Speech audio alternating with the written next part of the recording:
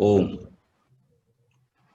तुम्हारे दिव्य दर्शन की मैं इच्छा लेके आया हूँ।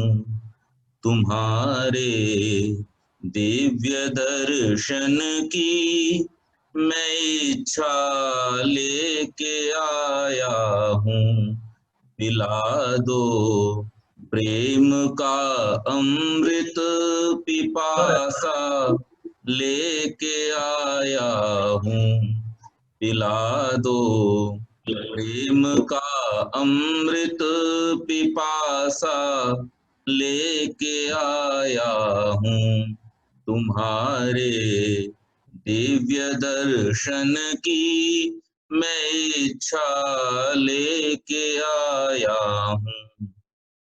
रतन अनमोल लाते लाने वाले भेंट को तेरी। रतन अनमोल लाते लाने वाले भेंट को तेरी।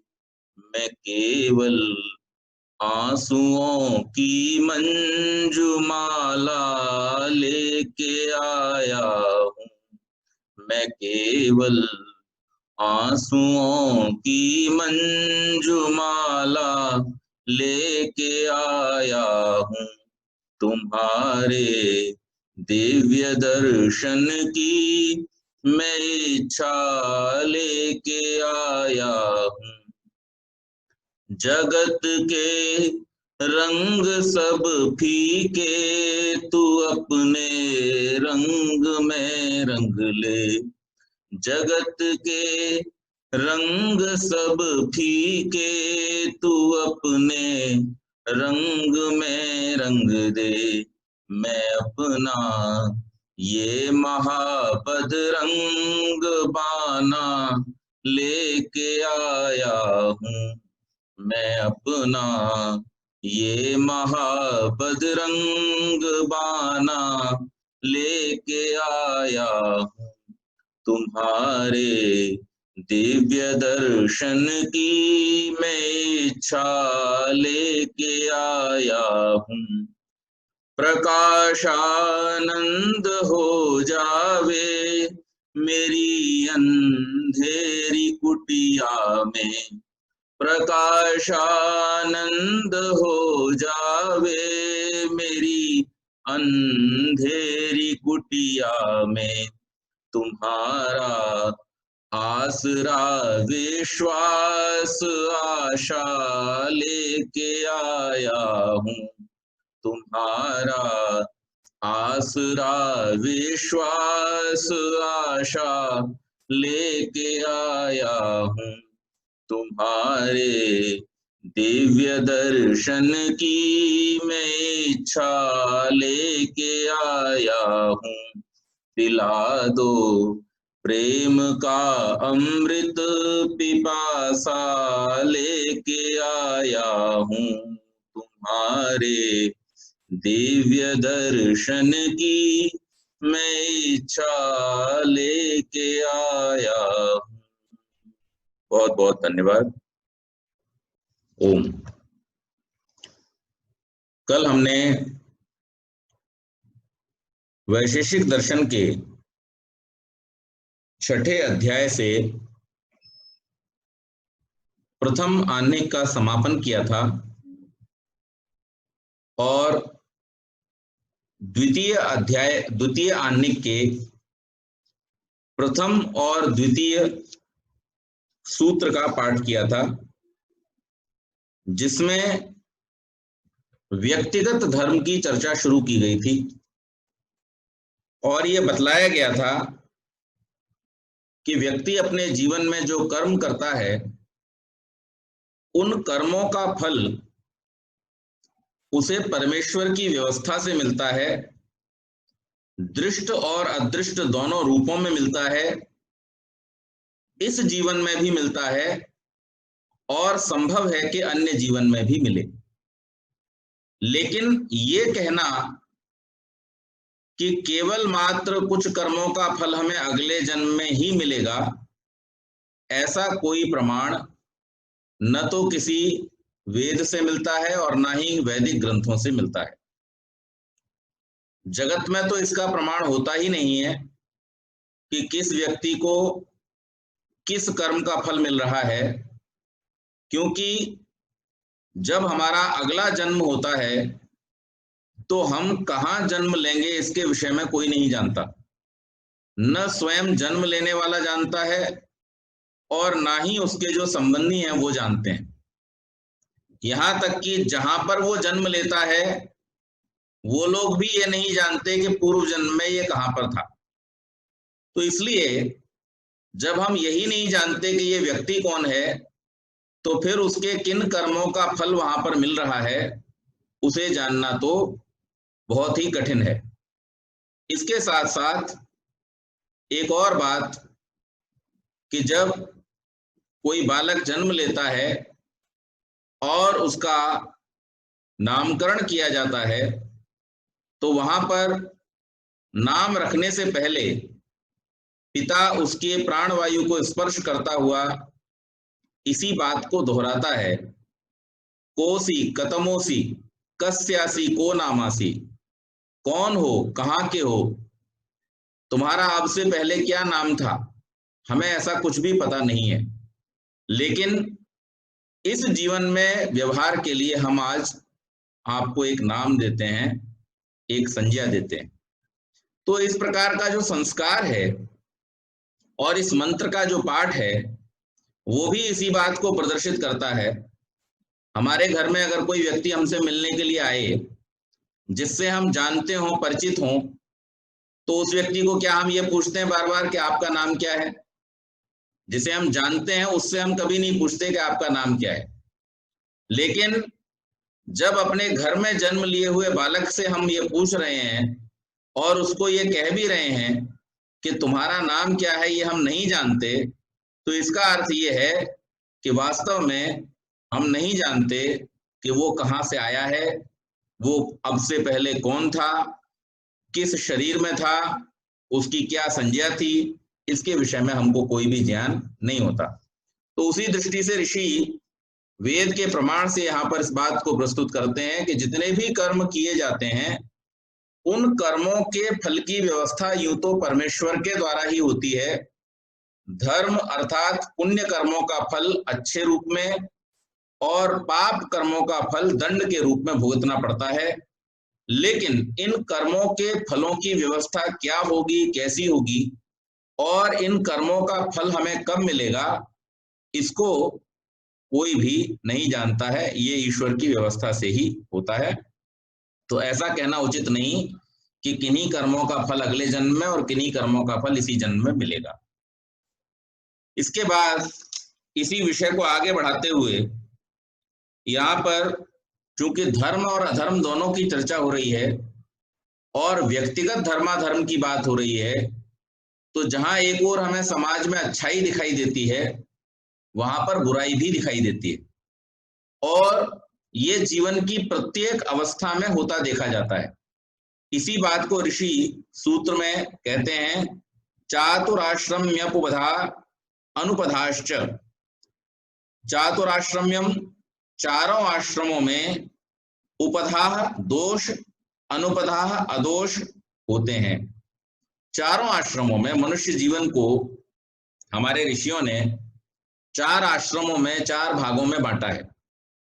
पहला ब्रह्मचर्य आश्रम, दूसरा गृहस्थ आश्रम, तीसरा वानप्रस्थ आश्रम और चौथा संन्यास आश्रम।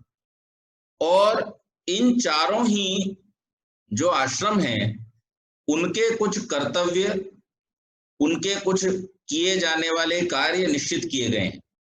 जैसे ब्रह्मचर्य काल में विद्या प्राप्ति मुख्य प्रयोजन है। जो भी व्यक्ति अपने ब्रह्मचर्य काल में है उसका मुख्य कार्य क्या है? विद्या की प्राप्ति करना। और जिस प्रकार की विद्या वो प्राप्त कर रहा है या जिस क्षेत्र में भी उसकी रुचि है उसी क्षेत्र के अनुसार उसने अपनी विद्या को प्राप्त करना होता है और तदनुकूल अपने शरीर को भी व्यवस्थित करना होता है। जैसे कोई व्यक्ति अगर क्षात्र धर्म की, क्षत्रिय धर्म की शिक्षा ले रहा है अपने ब्रह्मचर्य काल में और शरीर से मरियल हो, तो फिर उसकी जो ली हुई शिक्षा है वो काम में नहीं आएगी। कारण क्या है कि वो जानता तो है तलवार उठाना, लेकिन तलवार उठाने की शक्ति शरीर में है ही नहीं। भाला फेंकने की विद्या तो उसे मालूम है, लेकिन भाला फेंकने के लिए जो ताकत होनी चाहिए वो उसको पता ही नहीं है। घोड़े पर सवारी करके युद्ध लड़ा जाता है, ये तो उसने सीख लिया किताब में पढ़ करके, लेकिन घोड़सवारी उसको आती नहीं है। घोड़े पे बैठता है तो घोड़ा उसको उठा के फेंक देता है। तो ऐसे मरियल आदमियों का क्षात्र धर्म को सीख लेना भी किसी काम का नहीं है। उस विद्या की प्राप्ति करने के बाद भी वो उसका उपयोग नहीं कर पाते। और ऐसी ही एक कथा, ऐसा ही एक उदाहरण हमको पंचतंत्र में मिलता है, जिसकी शिक्षा के रूप में आचार्य विष्णु शर्मा भी लिखते हैं कि शास्त्राण्य जित्यापि भवन्ति मूर्खाः।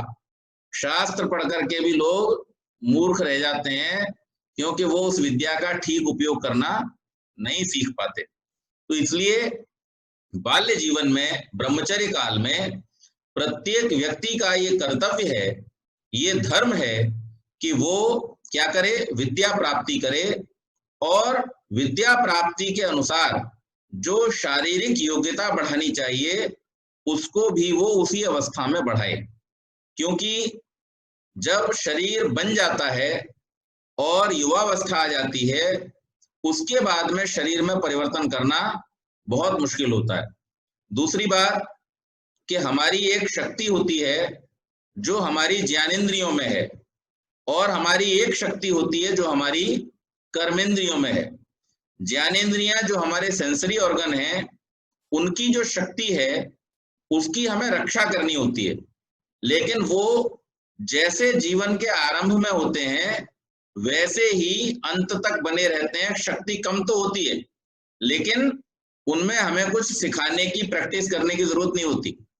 जैसे हमें आंखों को देखने की प्रैक्टिस करानी पड़ती है, नहीं, हमारी आंखें जैसा बचपन से देख रही होती हैं वैसा ही बुढ़ापे तक देखती रहती हैं। उनकी शक्ति कम हो जाती है, लेकिन देखने का अभ्यास उनको कभी कराना नहीं पड़ता, देखना वो जानती हैं। इसी प्रकार से हमारी त्वचा, हमारी जीभ, हमारे कान, हमारी नाक गंध, सुगंध, दुर्गंध इनको पहचानती है, कान शब्दों को पहचानते हैं, त्वचा स्पर्श को पहचानती है। तो ये जो ज्ञानेंद्रियां हैं, इनको हमें किसी प्रकार का अभ्यास कराने की जरूरत नहीं पड़ती। जो भी इनके कार्य हैं उनको ये अपने आप से ऑटोमेटिकली उन कर्तव्यों को ये जानती हैं, और इसीलिए वो अनुकूल जो ज्ञान है, जिस अंग का जो ज्ञान ग्रहण करने की शक्ति है, उस ज्ञान को वो स्वाभाविक रूप से ग्रहण करती हैं। लेकिन जो हमारी कर्मेंद्रियां हैं, जिन्हें हम फंक्शनल ऑर्गन बोलते हैं, उन फंक्शनल ऑर्गन को हर चीज आपको अभ्यास करानी पड़ेगी।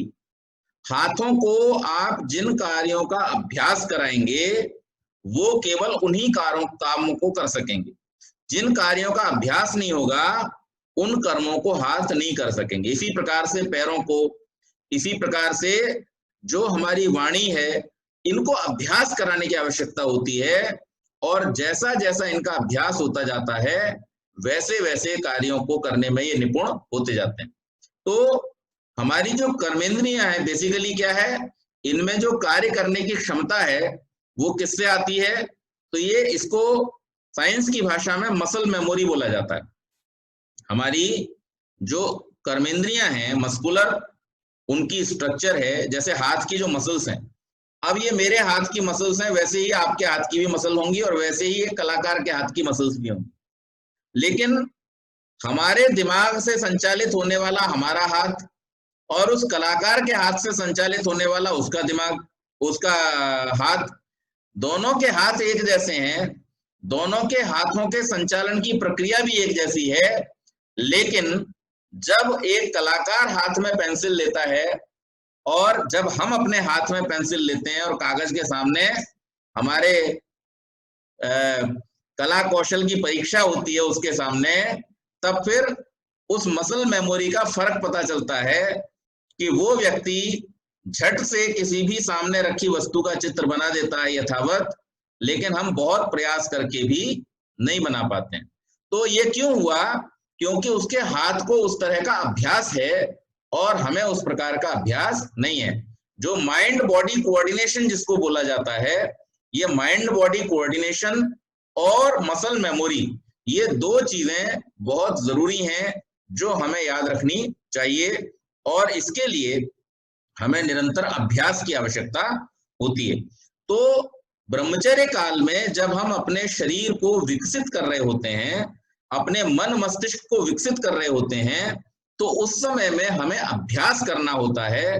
पढ़ने का भी अभ्यास करना है, भागदौड़ का भी अभ्यास करना है, शारीरिक परिश्रम का भी अभ्यास करना है। यानी जितने भी कार्य हम जीवन में करना चाहते हैं, उन सब की जो प्रयोगशाला है, उन सब का जो अभ्यास करने का, रिहर्सल करने का जो स्थान है, वो क्या है?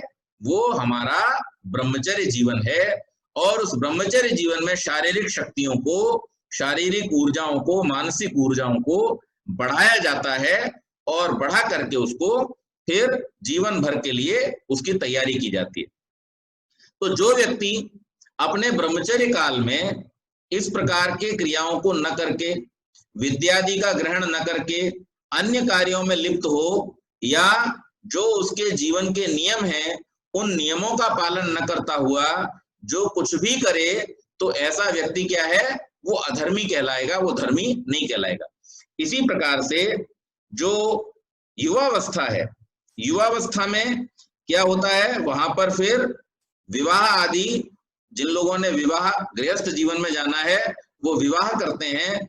विवाह के बाद संतानोत्पत्ति, उनका लालन पालन, और इसके साथ में जो समाज की व्यवस्था है, उस समाज की व्यवस्था को भी संभालने वाला ये दूसरा जो गृहस्थ आश्रम है, यही होता है। अगर कोई गृहस्थी गृहस्थ में जाने के बाद में फिर भी केवल स्वार्थी बना रहता है, तो उसके लिए वेद में कहा केवलाघो भवति केवलादि।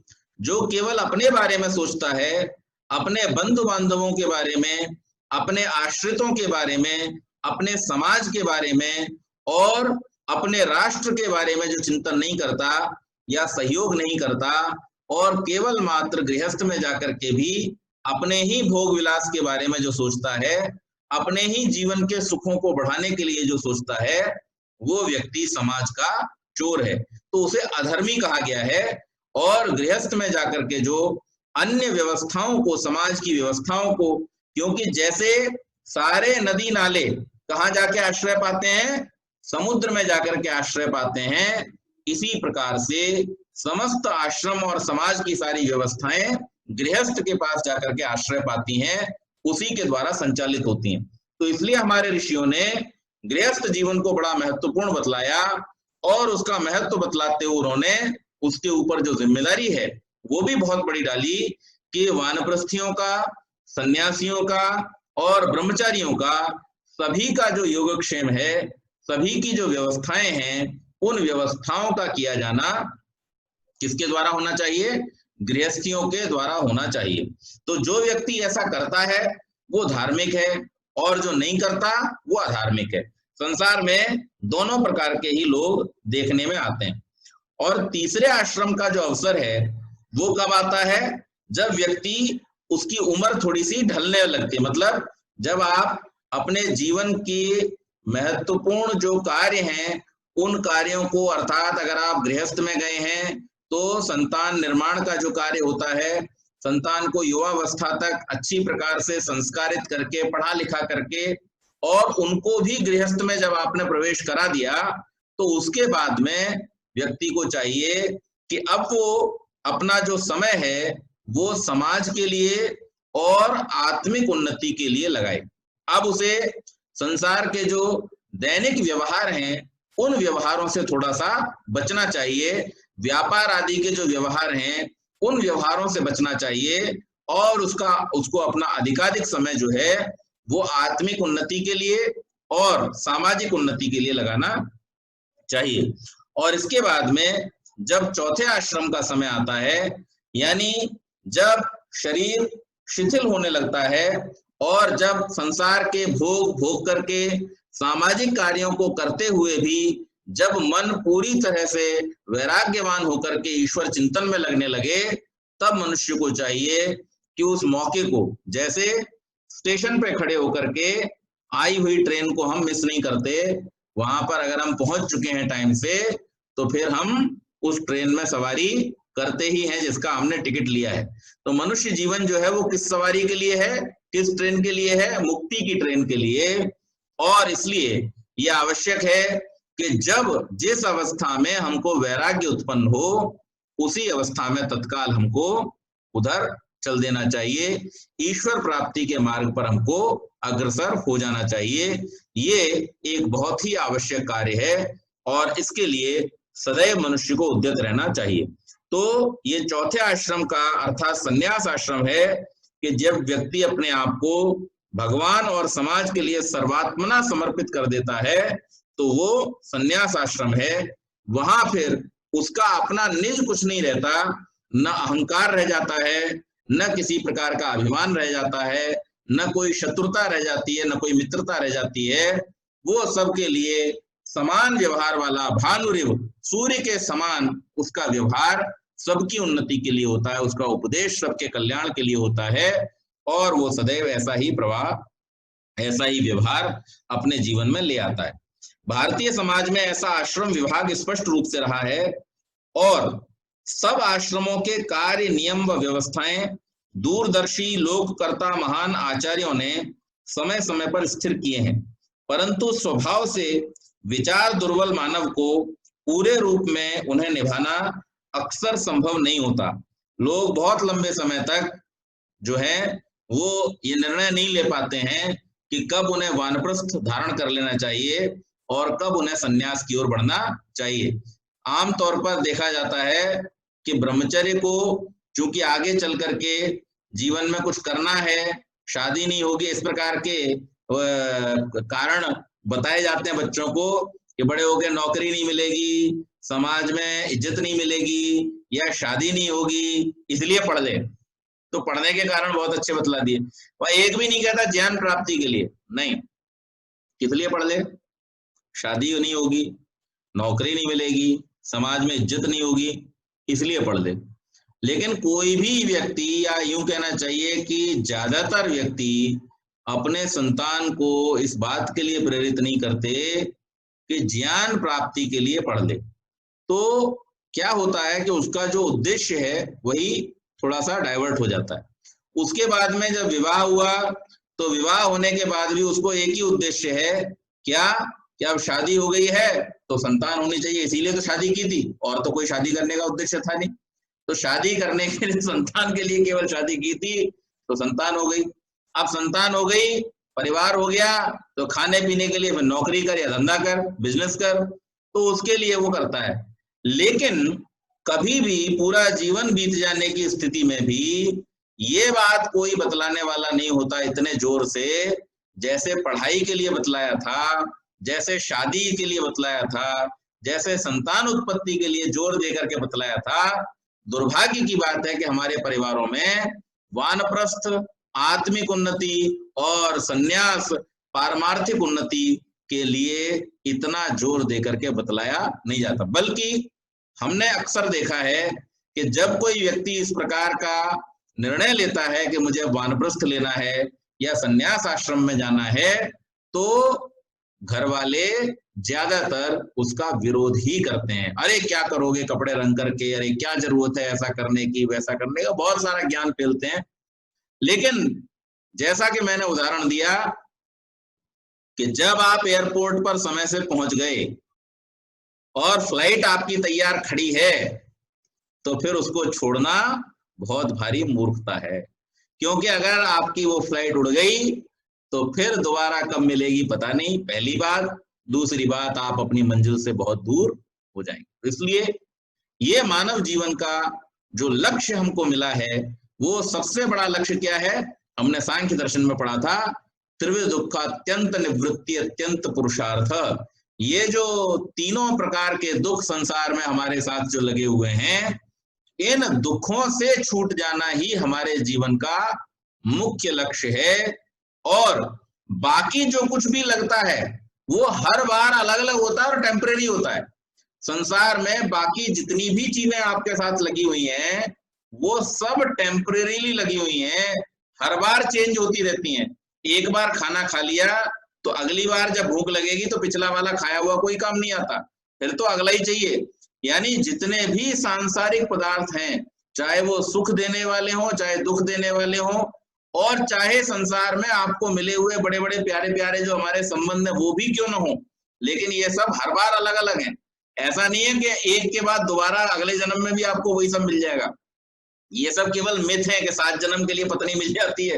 न 7 जन्म के लिए कोई पति चाहता है कि मुझे ये पत्नी मिले, ना पत्नी चाहती है पति मिले। तो कह देते हैं तो कह देते हैं, कोई बात नहीं। कुछ चाहते भी होंगे जेन्युइनली, मैं ऐसी बात नहीं कहता, लेकिन मिलेगा कि नहीं मिलेगा ये बात तय नहीं है। परंतु हर जन्म में जब तक आप इस सूक्ष्म शरीर से छूट नहीं जाते तब तक आपको दुख मिलेगा, ये बात परमानेंट है, इससे आप बच नहीं सकते। तो इसलिए हमारा जो मुख्य उद्देश्य है, जो हमारा परम लक्ष्य है, वो तो दुखों से छूटना है। और जब हमारा परम लक्ष्य दुखों से छूटना है तो जितनी भी टेम्परेरी चीजें हमको मिली हैं वो टेम्परेरी चीजें टेम्परेरी सोल्यूशन के लिए महत्वपूर्ण थी, उनका महत्व जीवन में है और उनको महत्व दिया जाना चाहिए। लेकिन जब आपको आपका गोल सामने दिखाई दे रहा हो उस समय में फिर इन टेम्परेरी चीजों का कोई महत्व नहीं रह जाता है। वहां पर आपका प्रयास जो है वो अपने जो प्राइम गोल है, आपके जीवन का जो मुख्य लक्ष्य है, उसकी ओर आपका प्रयास होना चाहिए। तो यहाँ पर यही बात कहा है कि मन की दुर्बलता के कारण से कई बार व्यक्ति जो है इस लक्ष्य से चूक जाता है और वो यही सोचता रह जाता है कि संसार में और थोड़े दिन अभी परिवार को थोड़ा देख लें, पहले बेटे की देख लें, फिर नाती की देख लें, फिर परनाती की देख लें, तब तक टिकट कट जाता है और फिर बस छुट्टी। फिर अगली बार कहाँ टिकट मिलेगा, कौन सा टिकट मिलेगा, उसका कुछ पता नहीं रहता। तो इसलिए हमको चाहिए कि जब हमें यात्रा करने को मिली है उस यात्रा में ही हम अपनी मंजिल तक पहुंचने का प्रयास करें। जब समाज में आश्रम धर्मों का यथायथ पालन होता रहता है तो समाज सुखी, संपन्न और पुष्ट बना रहता है। यह समाज की अदोष अवस्था है। यद्यपि पूर्ण रूप से समाज का दोष रहित होना असंभव है, परंतु अधिकता के आधार पर जैसा समाज होता है वैसा कहा जाता है। तो यानी जब हम जिस युग की बात करते हैं सतयुग आदि की, वहां पर हम ऐतिहासिक उदाहरण देखते हैं कि बड़े बड़े राजे महाराजे जिन्होंने बड़ी बड़ी माया जोड़ी हुई थी, जिनके सोने के महल थे, जिनके बड़े बड़े साम्राज्य थे, उसके बावजूद भी वो जैसे ही समय आता था सबको नमस्ते कह करके और अपने वंशजों को वो सौंप करके उत्तराधिकारी बना करके और अपनी योग साधना के लिए निकल जाया करते थे। एक सामाजिक व्यवस्था थी और इसलिए वो समाज सुखी और संपन्न था। आज भी अगर उस प्रकार का होने लगे, लेकिन आज क्या है, आज उल्टा है। आज जाने वाले लोग तो बहुत लिमिटेड हैं और उनको भी हेय दृष्टि से देखा जाता, उनको भी कोई उत्तम दृष्टि से नहीं देखता। उनके विषय में भी लोग जो हैं वो हेयात्मक दृष्टि रखते हैं। ये समाज का उलटपन है और उल्टी दिशा में चलने के कारण से जो समाज है आज वो दुखी दिखाई देता है। तो इसलिए यह आवश्यक है कि इस प्रकार की आश्रम व्यवस्था को स्थापित किया जाए। फलतः समाज के चारों आश्रमों में से कहीं भी भलाई और बुराई का होना सदा संभव रहता है। हर आश्रम में भलाई भी मिलती है, हर आश्रम में आपको बुरे लोग भी देखने को मिल जाते हैं। तो ऐसा कहा जाना बिल्कुल असंभव है कि पूरी तरह से कोई आश्रम केवल अच्छे लोगों से युक्त होगा। सारे सन्यासी, सारे वानप्रस्थी, सारे गृहस्थी या सारे ब्रह्मचारी केवल और केवल धार्मिक ही होंगे, ऐसा किसी भी समय में नहीं कहा जा सकता। समाज में धर्म और अधर्म दोनों की उपस्थिति सदैव बनी रहती है, लेकिन प्रयास यही होना चाहिए कि हमारी जो गति हो वो धर्म की ओर हो, अधर्म की ओर न हो। बुराई का मूल अधर्म, दुख व विनाश का हेतु होता है, इसलिए उसका परित्याग होना चाहिए तथा सुख, संपत्ति आदि सब प्रकार के अभ्युदय का मूल हेतु होने के कारण से, मैंने कल भी कहा था, सुखस्य मूलम धर्म, सुख का मूल जो है वो धर्म है। और इसलिए सब प्रकार के अभ्युदय अगर हमें अपने जीवन में चाहिए तो हमें धर्म का पालन करना होता है। अब जहां पर हमने इस शास्त्र को शुरू किया था, ये तो अभ्युदय निश्रेयस सिद्धि स्वधर्म, अब वहीं पर लौट करके ऋषि हमको लेकर के आ रहे हैं कि जिसके द्वारा अभ्युदय और निश्रेयस की सिद्धि होती है। तो ये जो धर्म और अधर्म के दो गुण बतलाए थे आत्मा के, उसमें से जो धर्म है वो अभ्युदय का कारण है और जो अधर्म है वो हमारे पतन का कारण होता है। इस बात को यहाँ पर ऋषि बतला रहे हैं। इसके बाद जो पिछले सूत्र में उपधा और अनुपधा ये दो शब्दों का प्रयोग किया गया था, उसको स्पष्ट करते हुए यहाँ अगला सूत्र ऋषि देते हैं, भाव दोष उपधा अदोषो अनुपधा।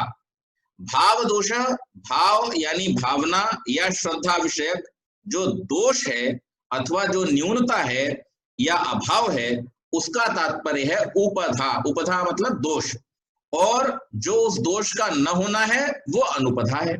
अब इसको स्पष्ट करते हुए यहां पर यह बतलाया गया, पिछले सूत्र में इन दोनों शब्दों का प्रयोग तो किया था लेकिन उनका अर्थ क्या है वो नहीं बतलाया था, यहां पर उस अर्थ को भी स्पष्ट कर दिया। तो जैसा कि मैंने भी बतलाया कि जिन आश्रमों में जो कर्म मुख्य हैं उन कर्मों को करना और उन कर्मों को करते हुए अपने कर्तव्य का ठीक प्रकार से निर्वाह करना, ये धर्म है। सहयोग करना धर्म है, और किसी को बिना वजह कष्ट पहुंचाना, किसी को परेशान करना, ये अधर्म है। तो यहां पर कहा आंतरिक भावना जब राग द्वेष मोह आदि दोषों से अभिभूत रहती है, इस स्थिति का नाम भाव दोष है। यह उपधा पद का तात्पर्य है।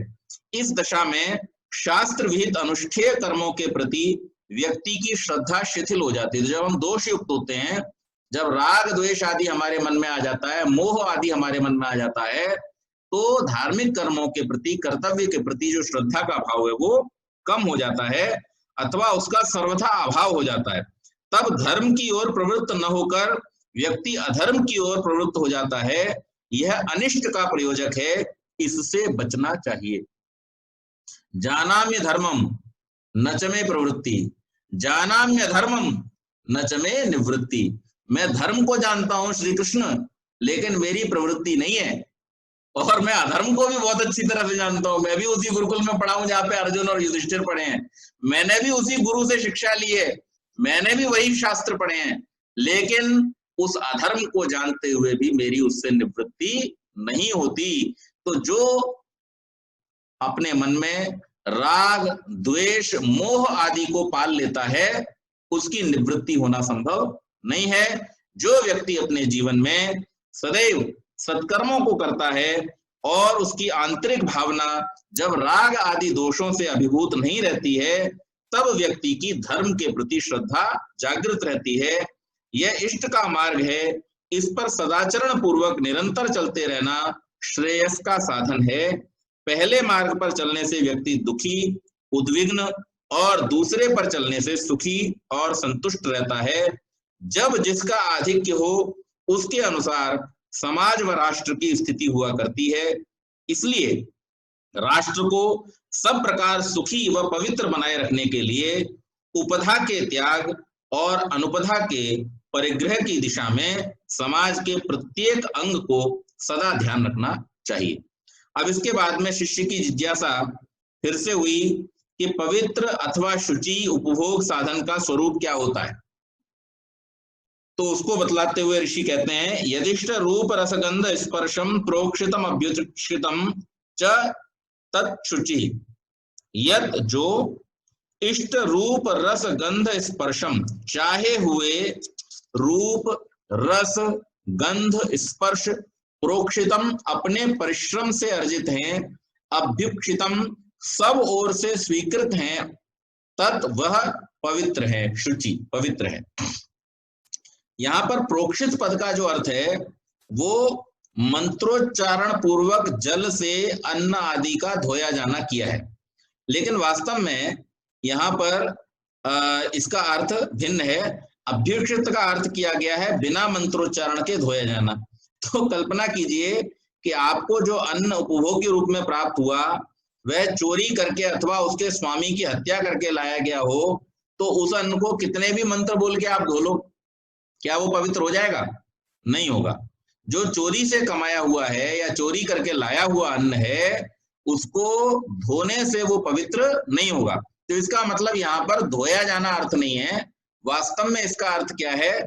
तो इसका अर्थ ये है कि उपभोग्य अन्न व अन्य प्रत्येक उपभोग्य वस्तु की पवित्रता का जो मूल आधार है वह क्या है कि वो अपने गाढ़े पसीने से अर्थात परिश्रम से कमाकर लाया हुआ होना चाहिए। अगर परिश्रम से कमाया हुआ नहीं है, चोरी करके छीन करके, तो उसे आप मर्जी जितना धोते रहो, लेकिन वो पवित्र होने वाला नहीं है। और इसी भावना के कारण से कि जब लोगों ने ये कहना शुरू किया कि मंत्र आदि के द्वारा अन्न पवित्र हो जाता है, तो उसी भावना को लेकर के लोगों ने गंगा में डुबकियां मारनी शुरू कर दी कि जब अन्न साफ हो सकता है तो साफ गंगा जी में नहा के हमारे पाप भी सारे धुल सकते हैं।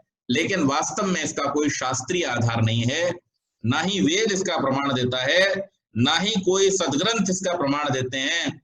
सदग्रंथों में तो स्पष्ट रूप से कहा गया अवश्यमेव भोक्तव्यम कृतम कर्म शुभाशुभम।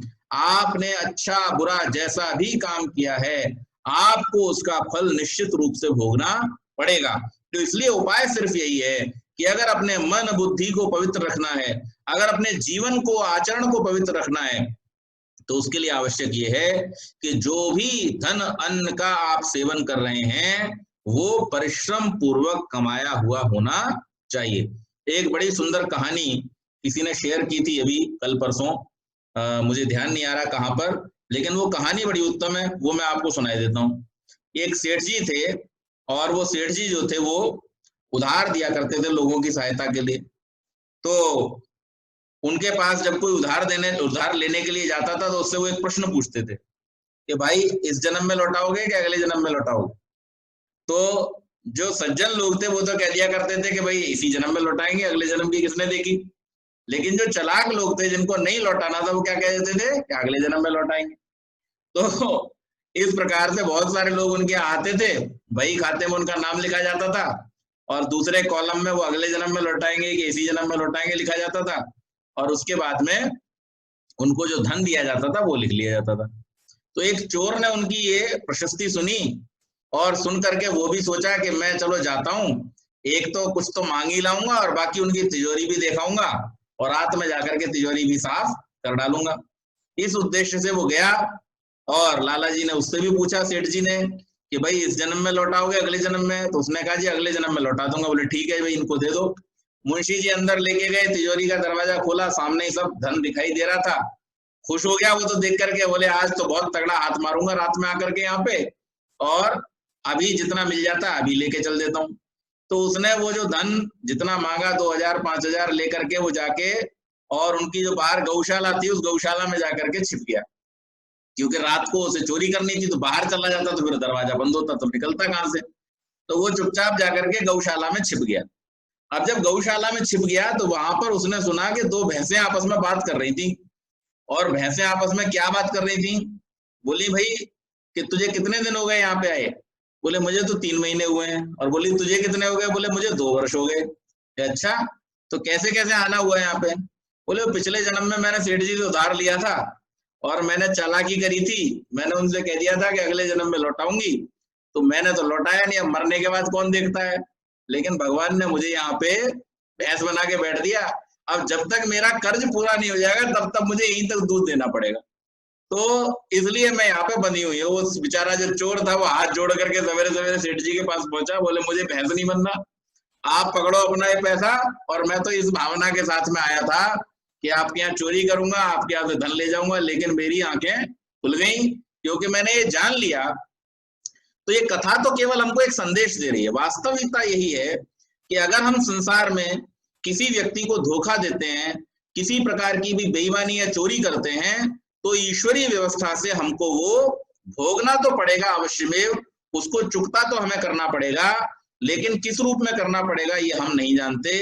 इसलिए अच्छा यही है कि हम इस प्रकार के दोषपूर्ण कर्मों से बचे रहें। तो जब ऋषि से पूछा शिष्यों ने कि शुचिता का अर्थ क्या है, तो ऋषि भी इसी बात को बतलाते हैं कि शुचिता का अर्थ है कि जो कुछ भी अपने परिश्रम से कमाया है उसी का भोग करो और उसी भोग से अपने जीवन को महत्वपूर्ण तरीके से अच्छे प्रकार से जियो।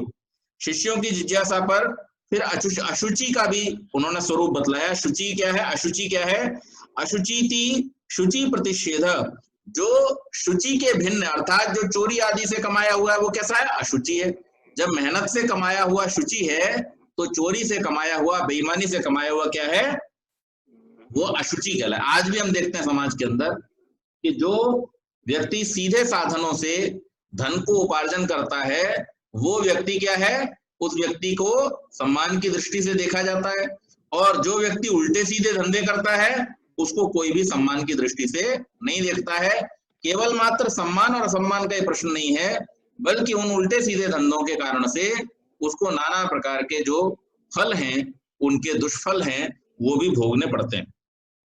अशुचि का एक और रूप बतलाया, अर्थांतरम च। अर्थांतरम का अर्थ देते हुए यहाँ कहते हैं, विभिन्न आश्रमों की परिस्थिति व भावना के अनुसार अन्नादि उपभोग्य वस्तुओं की विशेषता शास्त्र में बतलाई गई है। जो जिस आश्रम में उपभोग्य विहित है उससे अन्य का उपभोग अशुचि माना गया है। अर्थात जैसे ब्रह्मचारियों के लिए एक निश्चित प्रकार का भोजन है कि आप सात्विक पदार्थों का सेवन करना है, आपको केवल जो तीव्र जिन्हें कहना चाहिए कि तीक्ष्ण स्वभाव वाले जो पदार्थ हैं उनका आपको सेवन नहीं करना है।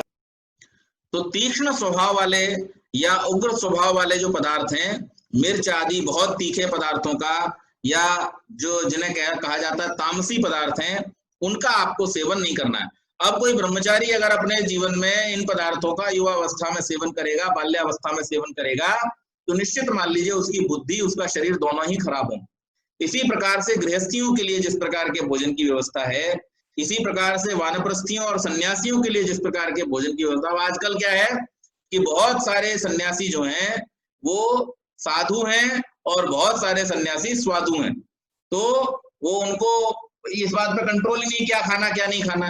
तो इसलिए ये भी अशुचि के कैटेगरी में लाया गया है कि जिस व्यक्ति के लिए जो कर्म विहित है उस व्यक्ति को वही कर्म करना चाहिए, उसी प्रकार का व्यवहार करना चाहिए। अगर वो नहीं करता है तो फिर निश्चित मान लीजिए कि वो अशुचि अर्थात अपवित्र आचरण कर रहा है। इसी को भ्रष्टाचार का, भ्रष्टाचार का मतलब क्या है? अपने आचार को भ्रष्ट कर देना। आपका आचार तो था कि आप क्रोध न करें, आप तो सन्यासी थे। अब सन्यासी क्रोध में आकर के लड़ाई झगड़े को उतर आए, तो ऐसा सन्यासी का मतलब क्या हुआ? वो भ्रष्टाचारी हो गया। इसी प्रकार से वानप्रस्थी का कार्य तो था सामाजिक कार्य करना, लेकिन अगर कोई वानप्रस्थी धन इकट्ठा करने में लग जाए और केवल अपने परिवार को भरने के लिए लग जाए तो उसका आचरण कैसा हो गया? भ्रष्टाचरण हो गया। गृहस्थी का कार्य था अपने परिवार के साथ साथ समाज की व्यवस्था चलाना, लेकिन अगर कोई चोरी करने लग जाए, बेईमानी करने लग जाए तो भ्रष्टाचार हो गया। और ब्रह्मचारी का कार्य था विद्या प्राप्ति करना, लेकिन विद्या प्राप्ति न करके वो अन्य कार्यों में प्रवृत्त हो जाए तो उसका भ्रष्ट आचरण हो गया। तो इसको अपवित्रता ऋषि ने बतलाया है। अब प्रश्न किया गया, ऐसी अन्य कौन सी स्थितियां हैं जब शुचि उपभोग की उपभोक्ता के लिए अभ्युदय का साधक नहीं होता? ऐसी कौन सी परिस्थितियां हैं जब शुचि उपभोग भी उपभोक्ता के लिए अभ्युदय का साधक नहीं होता? तो उसको बतलाते हुए ऋषि कहते हैं, आयतस्य शुचि भोजनाद अभ्युदयो न विद्यते नियमाभावाद विद्यते वा अर्थांतरत्वाद्यमस्य। आयतस्य यमों का पालन न करने वाले, यमों का पालन न करने वाले व्यक्ति का पवित्र भोजन या पवित्र उपभोगों से भी कल्याण नहीं होता। यम आप सबको मालूम है कौन कौन से हैं? अहिंसा, सत्य, अस्तेय, ब्रह्मचर्य, अपरिग्रह। ये 5 जो यम हैं और 5 जो नियम हैं, शौच, संतोष, तप, स्वाध्याय, ईश्वर परिधान, इनका पालन न करने वाले व्यक्ति का जो खाया हुआ अच्छा भी है या पवित्र अन्न भी अगर वो अपनी मेहनत का कमाया हुआ भी अगर वो खा रहा है, लेकिन इन बातों का ध्यान नहीं रखता, यानी अब मान लीजिए अहिंसा की बात कर रहे हैं, कोई व्यक्ति अपनी कमाई से, जो स्टेटमेंट आते हैं जब कभी भी ऐसी चीजों का विरोध होता है, भाई हम तो अपने पैसे से खरीद के चाहे मीट खाएं और चाहे हम गेहूं खाएं, चाहे फल खाएं चाहे मांस खाएं, इससे क्या फर्क पड़ता है? तो यहाँ ऋषि बतला रहे हैं कि अपने मेहनत की कमाई से कमाए हुए से भी अगर आप हिंसा करते हुए मांस आदि का सेवन करते हैं, शराब अपने मेहनत के पैसे से खरीद करके कमा करके भी पीते हैं, या फिर कोई दुष्कर्म करते हैं, चोरी आदि करते हैं, किसी का सामान छीनते हैं, या और कोई भी इस प्रकार का दुष्कर्म करते हैं, शारीरिक नियमों का पालन नहीं करते हैं, ईश्वर की स्तुति प्रार्थना उपासना नहीं करते हैं, या फिर अपने ज्ञान की वृद्धि का प्रयत्न नहीं करते हैं, तो निश्चित मान लीजिए कि वो शुचि होता हुआ उपभोग भी आपके लिए अशुचि कारक हो जाएगा। और इसीलिए योगेश्वर कृष्ण ने गीता में लिखा कि जो यज्ञ किए बिना खाता है वो चोरी का खाता है। वहां यज्ञ अर्थात परोपकार के कार्यों को करना, समाज के हित के कार्यों को करना, पर्यावरण की शुद्धि के उपायों को करना, दान आदि के सहयोग के द्वारा समाज की व्यवस्था को बनाए रखने के लिए कार्य करना, अज्ञान को, अभाव को, अन्याय को दूर करने के लिए प्रयत्नशील रहना, ये सब वहां पर यज्ञ की श्रेणी में आता है। तो ऐसा किए बिना जो व्यक्ति केवल और केवल अपने बारे में सोचता है और अपने लिए ही अपने साधनों का उपयोग करता है, वो व्यक्ति चोरी का खाता है। तो इस प्रकार से यहाँ पर यह बतलाया गया कि एक व्यवस्था है कि व्यक्ति को अहिंसा, सत्य, अस्तेय, ब्रह्मचर्य, परिग्रह आदि यमों का पालन करना चाहिए।